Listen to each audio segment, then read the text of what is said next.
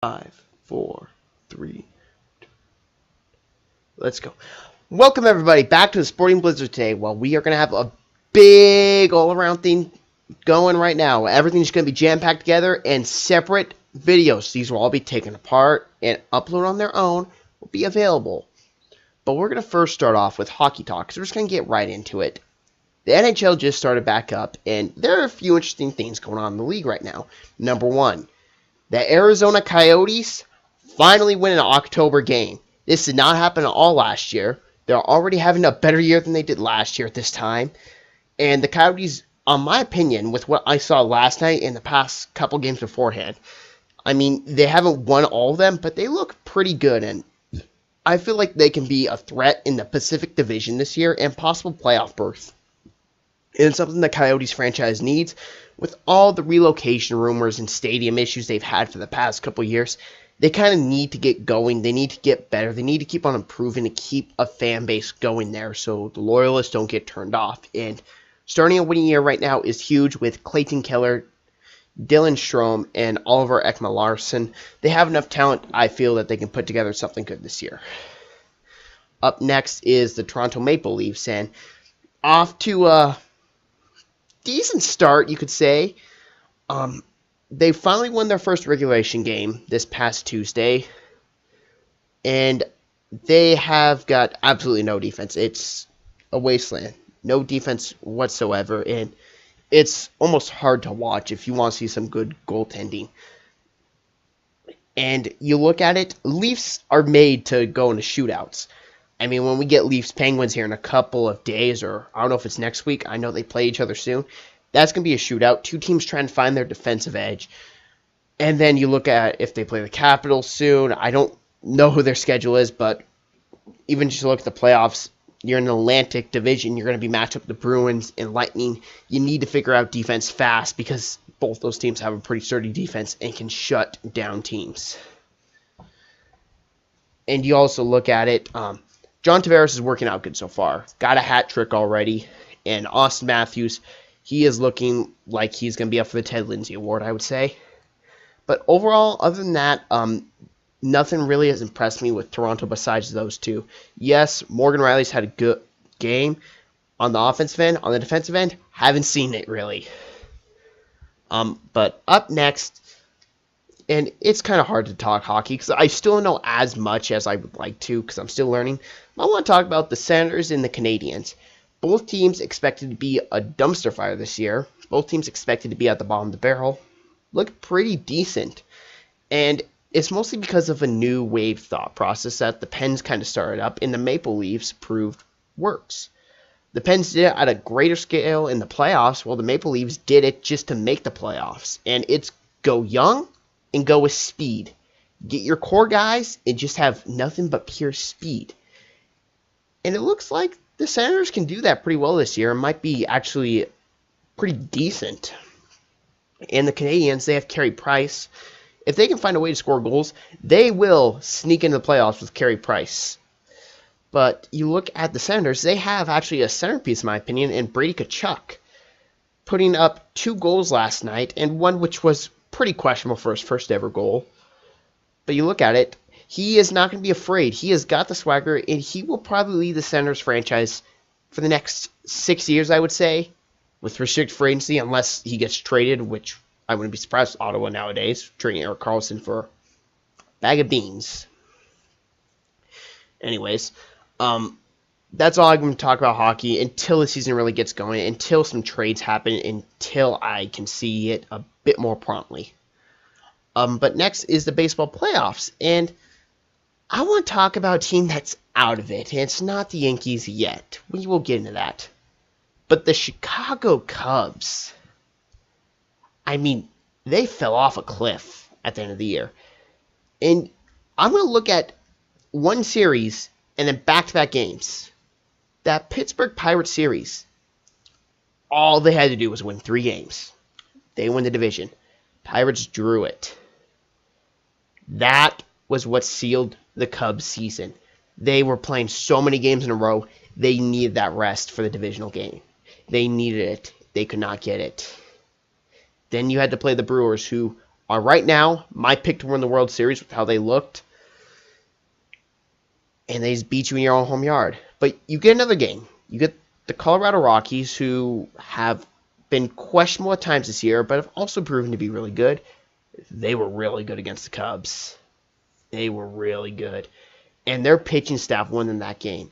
And Tony Wolters, what the postseason is made for is for an unexpected guy to show up. Tony Wolters did that. All I know is he's a catcher for the Rockies. I couldn't tell you anything else besides his name. And that just shows you that a long stretch, that even something that doesn't seem like that big of a game can mean a lot. And all the Cubs had to do, draw out the series.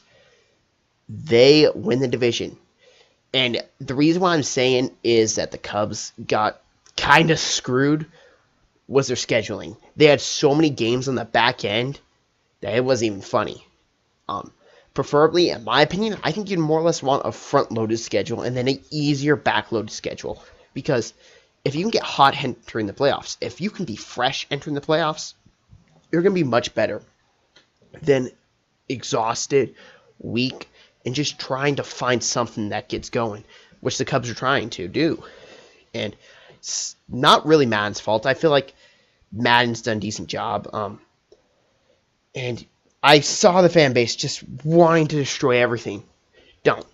You have Chris Bryant and Anthony Rizzo, two of the best young players in the league, who don't get enough service, in my opinion. I mean, you ask some people that casually watch baseball, they don't know who Anthony Rizzo is, and that's really a shame with how good he is. And Chris Bryant, he is the face of that franchise. And I've seen the rumors, Bryce Harper to Chicago. As a Pirates fan, that terrifies me. But if that's true, it looks like Cubs-Red Sox World Series could be happening within the next couple years, which would be pretty cool to see Fenway and Wrigley hold the World Series. It would be overall a really cool series, in my opinion. Up next, I'm going to talk about the Yankees. The poor New York Yankees. They beat the Athletics, so they officially made the playoffs, which, round of applause for Athletics. I expect them to be bottom of the league. Impressive. But the Yankees, what happened? Like, what happened to this team that was supposed to be ungodly? That was supposed to just destroy the baseball world? Oh, you actually had to play the game. That's what happens. See, the thing is, everyone was awarding them the championship before the year started. I didn't.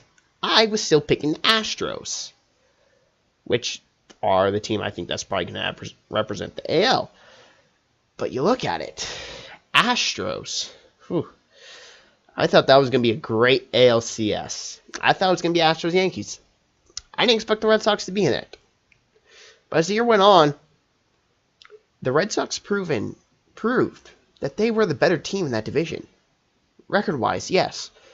But when you watch those two teams play, you could tell the Red Sox were better. Do they have bullpen issues? Yes. But they also have Mookie Betts. Do they have bullpen issues? Yes. They also have Xander Bogaerts. Do they have bullpen issues? Yes. They have JD Martinez. They have Chris Sale. They have Craig Kimbrell. Yeah, they were good. And because the Yankees made all of the big-time additions, everyone forgot about them. JD Martinez, right before the year started, signed. And what a great signing it was. The only question is, how weak's your farm system? Because you can keep on going. If you can lock up Mookie and Xander, this team's got a long lifespan. You just got to keep on getting those guys in the farm system. You got to keep on improving them. And this Yankees-Red Sox series is going to be in your favor for a while. Because as good as Aaron Judge is, I think Mookie Betts is better. Anyways, let's talk about the Astros and Indians, which was, well, fitting they lost on Columbus Day, I guess. Fitting. But the Astros dominated that series. And they proved to me that they are still the best in the AL. They still have Jose Altuve. They still have Justin Verlander. They still have Dallas Keuchel, who I completely forgot about. They have Garrett Cole, who they didn't have last year. They still have Carlos Correa. They still have George Springer. There's all these guys they have. Alex Bregman was on their team last year, but he's taken a huge leap forward. This Astros team, it looks like their tanking job was wonderful. No wonder the 76ers decided to tank. You look at what the Astros did, and that fan base struggled for years. But you're being rewarded now. Anyways, I didn't watch much of the series, and mostly because I had a feeling the Astros were going to blow them out, which they did. The most interesting topic I think you can talk about it is where Josh Donaldson's going to go. Up next, the NL Series, and I didn't watch much of the NL Series. I actually don't think I watched a single pitch from the NL Series. I pretty much only watched Yankees-Red Sox. But I knew how it was going to go. I knew the Braves, this young team, this was the learning year. Next year they'll be back, and they'll probably be better. But you knew the Dodgers would win that series, so I really didn't even have a question about that. Braves made it close. Still had faith in the Dodgers. The team I want to talk about, and the reason why I want to talk about them is because I know the most about them, are the Milwaukee Brewers. And notice how the best addition someone made this year was Christian Yelich. And everyone thought the Yankees were getting the better player from the Marlins. Did the Brewers get the best player? Because Yelich looked like an MVP guy this year. He looked like a face of the franchise. In that Brew crew, whatever you want to call them, the Brewers, Milwaukee, they have some good bullpen. They have some decent starting pitchers. Not sure if they can go deep in games and win them. Steal some games if their bats aren't going. But if their bats are going, they got Lorenzo Cain, Ryan Braun, Eric Thames, Jonathan Schoop. Oh, man, I'm blanking on his name, a third baseman they acquired from the Royals. They have so much talent that I feel like they are the pick from the NL. And I'm excited to actually watch Brewers-Dodgers. Because I have a feeling that it goes to 7 games, and the Brewers barely ink it out. I think Clayton Kershaw pitches a wonderful game, probably gets a complete game shutout, if they want to have him go the entire ways. But I think he has a shutout for most of it, because it's Clayton Kershaw. I think the Brewers will respond with a big hit day the next game. Just a big hit day that the runs just keep on coming in. And that's how I feel like the series is going to play out. I don't think of the Dodgers as this team with Manny Machado, Corey Bellinger. I don't think of all these guys. I think of Clayton Kershaw in a deadly pitching staff. I look at this series as Dodgers pitching staff versus the Brewers hitting core. And I'm excited to watch it because I feel like this can go either way. But I'm sticking with the Brewers because they have that extra game at home. Anyways, let's look at the AL. And this is the most complete team against the Red Sox. This is the Astros game to lose. This is the Astros series to lose.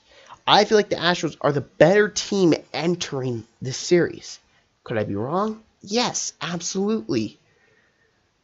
But the Astros have, I feel like, more depth to their talent, to their team. I feel like they have a better bullpen they can go to. I feel like they have a better pitching staff they can go to.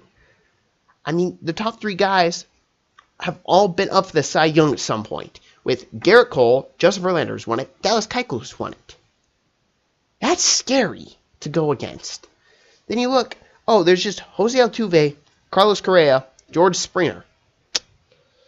And a guy that not many people expect much from this year, Alex Bregman. To casual fan, it's like, who is this guy? He's hitting the ball good, but still, who is he? Oh, it's Alex Bregman. He's someone we've been having in the system. We've been working with him. We feel like he's going to be pretty good. Yeah, he is pretty good. I feel like this is the Astros series to lose, and I'm picking the World Series to be Houston Astros versus Milwaukee Brewers. And I will get back to you on who will win that if the series comes to pass. Anyways, we're going to go into some NBA topics now. And by topics, I mean topic, and it's Jimmy Butler. And I don't like this for 1 second. My issue with Jimmy Butler, and I've always liked the guy through his entire career. I liked him as a Bull. I liked him as a Timberwolf. I've lost a lot of respect for him. In order to win in today's day and age, you have to have a complete team. The Timberwolves have Andrew Wiggins, and everyone's bad-mouthing him. The dude's still young. He's still got time. Not throwing him off the board yet. He's still got time. Karl-Anthony Towns, who looks like he's the face of the franchise. I think Cavs the face. And Jimmy Butler. Those are 3 good players that had to gel last year. I feel like this year was the chance to step up. The chance to be a top 4 seed. The chance to maybe take it to the Warriors. Maybe even beat the Rockets. But Jimmy had to go sound off. Jimmy has an ego. In today's day and age, you have to leave your ego at the door. Why do you think the Spurs have been good for so long? Because Tim Duncan did not have an ego. He was willing to play with other great players. How do the Patriots keep their dominance? Tom Brady's willing. He's willing to have the spotlight off of him. That's how you keep dynasties going. That's how you win championships. Tell me, why are the Warriors so good? Because Steph's not afraid to have other players around him that are just as good as him, or if not better. He went out and recruited Kevin Durant. Draymond went out and recruited Boogie Cousins. They have no ego. That's why they're better. They're willing to play as a team. Jimmy Butler. I want to be a Brooklyn Net. I want to be a Miami Heat. So you don't want to win a championship. You don't want to have your name synonymous with Minnesota's magical run. You don't want any of that. You want to go be all about me. You want to go down to Miami or go to Brooklyn and have your name forgotten about in a couple of years, just like everybody else who's been in this situation. They always fall off the face of the earth. They're never heard from again. Tell me, why is this situation any different? Is it because he's a new guy doing it? How many times have I heard that? If Jimmy Butler really wants to win a championship, he checks his ego at the door, put on his basketball shoes, and go play with other great players. Not by himself, with. Anyways, let's switch up to the NFL now. And oh boy, was this past week pretty good for some interesting topics. Number 1. Weren't the Seahawks supposed to be rebuilding? You know, I said this, and I don't think anyone's paying attention. The Seattle Seahawks are just like the Green Bay Packers. I look at them the exact same this year.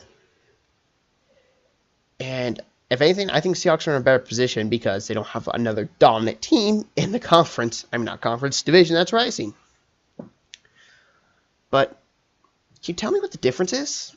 They both have the same amount of wins. Packers should have the same amount of losses. Daniel Carlson missed a chip shot for the Vikings. They both have an elite quarterback. They both have a young defense that's improving.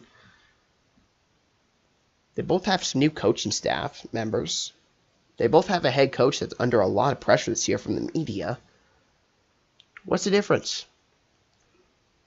That's right. Everyone loves Aaron Rodgers to death. That's my bad. My bad. See, the NFL, and mostly just the media, I would say, can't badmouth Aaron Rodgers. I think the Seahawks will be a better team faster than the Packers. Because Aaron Rodgers cannot coexist with people for long term. Well, Russell Wilson is one of the best guys in the league. He's selfless and is willing to do whatever it takes to win.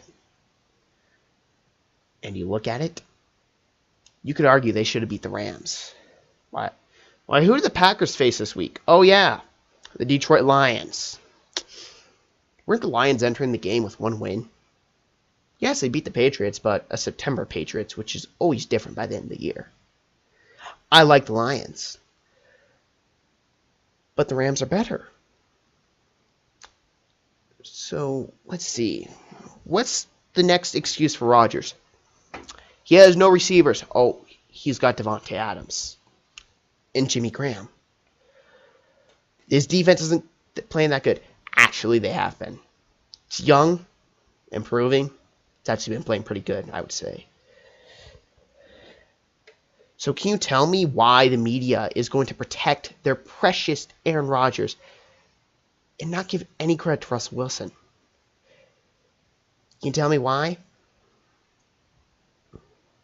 It's because we built a stigma around Rodgers that he can do nothing wrong. He's done a lot wrong. And it's clearly showing. I don't think the Packers are a playoff team. I think Seahawks have a better shot at making the playoffs than them due to an easier schedule. But next year, they need to hit on these next 2 picks. Because I give Aaron Rodgers 3-year window. 3-year window till he's no more.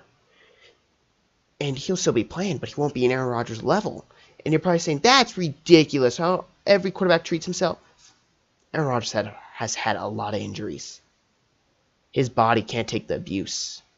Why do you think that new rough in the passer rule was put in place? Should have been called the Aaron Rodgers rule.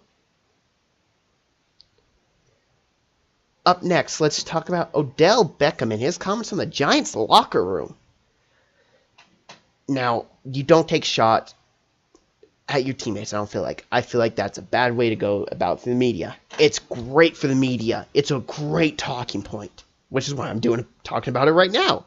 It's great. You get all the views, and it tears apart the locker room. That's my problem with giving receivers big-time money. This is why I love what the Patriots always do. They get rid of the guy because they don't want him sounding off his mouth. This is why I said the Giants should not have paid Odell. I would have let Odell walk. And it's proving to be the correct decision. It's proven I could have been right. The reason why I say you don't pay Odell the money is because when he starts talking as a rookie, when he's still on his rookie deal, and he's doing all these antics, you give him more money, you're inflating his ego even more. And you're in the New York market. Oh, that market's unforgiving. You have to have smart players.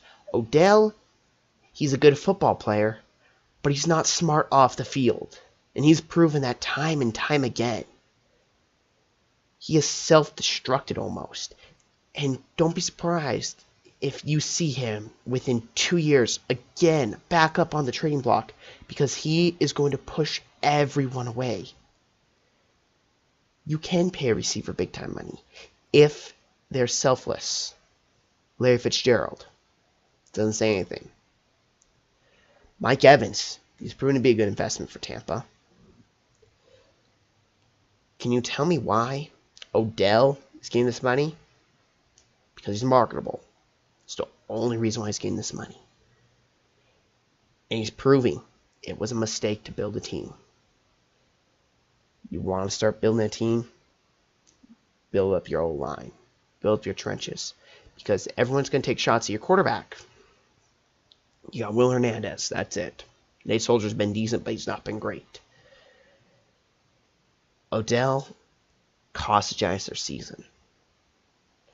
And we're about to talk about my prediction for this game. I'm not high on the Eagles this year. I have called them last year's Seahawks. They are this year's Seattle Seahawks. They are exactly like them. Sounding off, I don't think the Giants are much better. And we're using this to exactly segue into the next part. I think the Eagles blow them out tonight. I don't think this game's going to be close. I feel like all the antics going on in the Giants locker room on a couple-day rest, let alone the Eagles, are going to want to come out after an embarrassment at home to the Vikings. That the Eagles, this is the first time picking with them this year. I have not picked them at all throughout the year.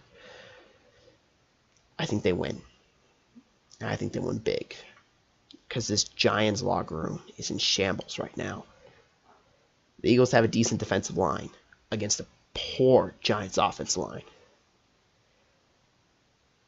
And Odell, if he doesn't get the ball, how is he going to be in that halftime locker room? How is he going to be post-game? How is he going to be next week? He is not going to be happy. He is going to be sounding off. I don't want to be in New York as bad as I want to be in LA. You sure? Are you really sure? You sure you don't want to be in New York where they're willing to build a team around you? You'd rather sound off and act immature and show why they should not have paid you that money. Okay. Eagles win 35-10. And thank you for tuning in today's show. Expect another show coming up here within the next couple of weeks. There's still details being worked on, but expect another show to be here in the next couple of weeks. And everyone, enjoy Thursday Night Football. Enjoy a full week of everything on for Sports World. It's the greatest time of year. You can pick any season to watch. You can pick up any sport to watch, and it's there. Enjoy. And have a great day.